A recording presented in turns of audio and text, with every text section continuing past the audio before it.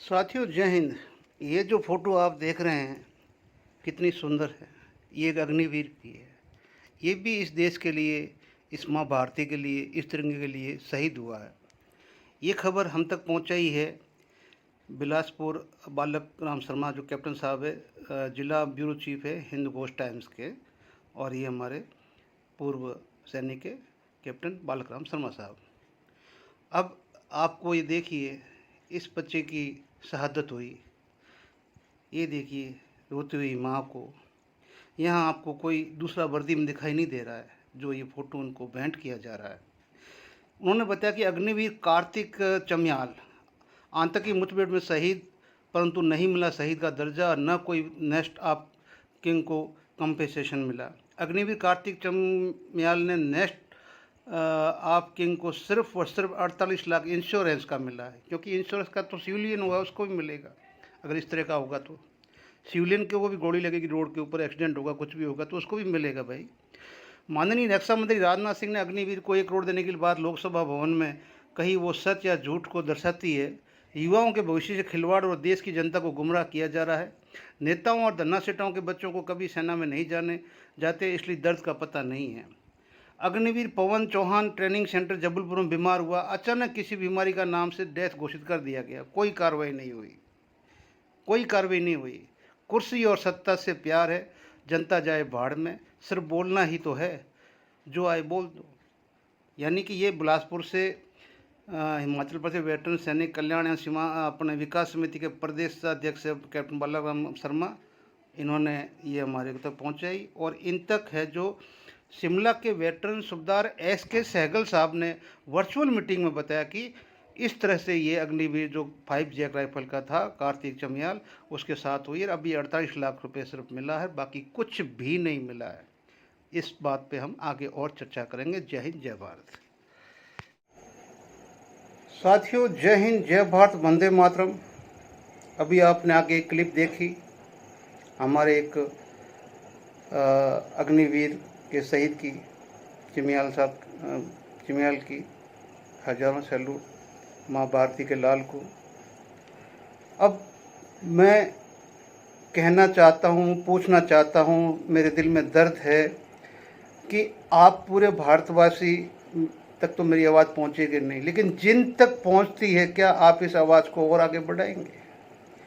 क्या ये गलत नहीं है कि जो ये बालक शहीद हुआ है ये काउंटर इंसर्जेंसी में हुआ है, आतंकवादियों से लड़ते हुए हुआ है, और सिर्फ इंश्योरेंस कंपनी ने दिया है, जिसका इंश्योरेंस सरकार ने किया हुआ है। हमारा भी हम करते हैं तो हम अपनी किस्त भरते हैं। तो अगर मान लो यहाँ मेरे को कोई गोली मार के चला जाएगा तो जो मेरा इंश्योरेंस जितना का होगा वो मुझे मिलेगा, कौन सी बड़ी बात हो गई। लेकिन जो पूरे देश में राहुल गांधी को, मैं राहुल गांधी नाम इसलिए ले रहा हूँ कि उसी ने इसका प्रश्न खड़ा किया, वहाँ पे अग्निवीर की आवाज़ उठाई, तो पूरा ये हमारा बीजेपी के साथी खड़े हो गए कि भाई नहीं, 1 करोड़ रुपए हम कीमत देते हैं उस अग्निवीर की जो शहीद होता है, सरकार देती है। हमारे कानों से अभी तक हमने पंजाब में या जहाँ पर भी हुए हैं उनके स्टेट, हरियाणा में स्टेट सरकारों ने 1 करोड़ रुपए दिए, वो तो सुना है। सरकार वाला चेक कभी टीवी के ऊपर दिखाया नहीं गया, क्योंकि वो मीडिया तो आपका ही है, गोदी मीडिया, लेकिन उसने कभी अग्निवीर को चेक देते हुए नहीं दिखाया, ठीक है ना। बाकी बहुत चेक देते हुए हमने दुनिया भर के चेक देखे देते हुए, ठीक है ना, नेताओं को दिए के देखे हैं, सरकारी अधिकारियों को देखे, सबको देखे, अग्निवीर को इस तरह का नहीं देखा है। सेना बाद में अपना जस्टिफिकेशन अपने रक्षा मंत्री को सही साबित करने के लिए फिर वो जारी करती है। एक सेना है जो कवरअप करने के लिए तैयार है आपके सरहद को, आपकी संसद को, आपके देश को, आपके देश की विपदाओं को, आपके देश के सारे एक एक जान को। और आपके देश में जब जिस पार्टी की सरकार होती, किसी की भी, और जब वो भारी गलतियां करती है तो उनको भी कवरअप करने के लिए सेना का सहारा लिया जाता है। सबने लिया है, इतिहास में भी लिया, आज भी ले रहे हैं, आगे भी लेते रहेंगे। क्यों? क्योंकि हमारे सेना में भी जनरल मानेकशॉ दोबारा पैदा नहीं होगा, जनरल जोशी पैदा नहीं होगा दोबारा। मैं पूछना चाहता हूं माननीय प्रधानमंत्री जी से कि जो अग्निवीर शहीद होता है तो क्या वो मतलब उसकी जान आधी जाती है? फिर क्या वो आधी जान उसकी बच जाती है क्या? किसी माँ का लाल नहीं जाता, किसी बाप का बेटा नहीं जाता, किसी भाई का भाई नहीं जाता, किसी बहन का भाई नहीं जाता, किसी परिवार का एक चिराग नहीं जाता है। हद कर दी, हद कर दिया आपने। एक शहीद जिसने अपने प्राण त्याग दिए, अब चाहे वो अग्निवीर था, चाहे वो सैनिक था, चाहे कोई भी था, अरे आप पीछे इतिहास में देखो, जो सिविलियंस लड़े थे पाकिस्तान बॉर्डर पे इस राजस्थान के, अभी भी उनके इतिहास में उनको सेना मेडल तक दिए हुए हैं, सिविलियंस को। 71 की लड़ाई के वो फौज में नहीं थे, ठीक है ना, और जिन्होंने आगे फ्रंट में लड़ाई लड़ी थी, काम पहले था उनका डकैतों का। क्या बात कर रहे हो आप? एक बंदा मतलब अपने प्राण अपनी मातृभूमि के लिए दे दिए, तो अब आपको कौन सी परिभाषा चाहिए अग्निवीर के लिए अलग से बनाने के लिए? क्या अग्निवीर के लिए भारत सरकार भारत के संविधान के अंदर कोई अलग परिभाषा जोड़ेगी कि इस तरह से शहीद होगा तब हम अग्निवीर को शहीद मानेंगे? इस तरह से शहीद किस तरह से होना चाहिए तब आप उसको शहीद मानोगे? देखो, हमारे यहाँ एक कहावत तो है कि कभी कभी जब ग्रह नक्षत्र उल्टे होते हैं तो उल्टी गिनती भी शुरू हो जाती है। हमें दुख हो रहा है कि जिनके ऊपर बहुत बड़ा नाज था इस देश को, अच्छी नहीं लग रही है, नीयत अच्छी नहीं लग रही है, क्योंकि आपको सरकारी कर्मचारियों से बहुत बड़ी दिक्कत है, चाहे वो सिविल में चाहे फौज में, आपको सरकारी कर्मचारियों से बहुत बड़ी दिक्कत है। आप जो कारपोरेटर का टैक्स माफ कर रहे हो, जो करोड़ों की इनकम कर रहा है, अरबों की इनकम कर रहा है, उसका आप टैक्स माफ कर रहे हो, उसका टैक्स माफ। पैसा लेके भाग गया, कोई बात नहीं, भाग गया तो भाग गया, आप उसका जो एनपी साफ बैंक से राइट ऑफ कर दो। लाखों हजार करोड़, लाखों हजार करोड़ माफ कर देते हो आप, और आपको चंद हजार करोड़ जो आपके देश की सुरक्षा के लिए जो लोग जान देते हैं, वो आपको महंगे पड़ते हैं, वो आपको महंगे पड़ते हैं। याद होगा मानिक शाह का वो जवाब प्रधानमंत्री इंदिरा गांधी को संसद में, कि जब एक दिन का वेतन काटने की बात कही थी, आज संसद रिकॉर्ड से उसको हटा दिया गया, क्यों? तब तक उसकी उनकी चल रही थी, लेकिन मानिक शाह ने संसद में अपना जवाब भेजा था, पढ़ के सुनाया गया था कि 24 आवर्स, संडे रात को 12 बजे से लेके नेक्स्ट नाइट संडे को, जब मंडे तब तक शुरू नहीं होगा, तब तक कोई आर्मी एक्ट, कोई आर्मी और कोई आर्मी ऑर्डर, कुछ भी सेना पे लागू नहीं, सेना बैरिकों से बाहर नहीं निकलेगी। अरे साहब, आप क्यों पीछे पड़े हो? क्योंकि पैदल सेना के बिना, भारतीय सेना के पैदल सेना के बिना सेना का वजूद शून्य है। अरे आप 500 किलोमीटर तक की मिसाइल बना लेंगे, उस जमीन को कवर तो उस पैदल सेना ने करना है, अपने कब्जे में उस पैदल सेना ने करना है। जब पैदल सेना होगी नहीं तो कब्जा कौन करेगा भाई उनको? और जहाँ पहाड़ों के अंदर, हमारे तो 3 तरफ से हम पहाड़ों से घिरे हुए हैं, तो वहाँ कौन करेगा?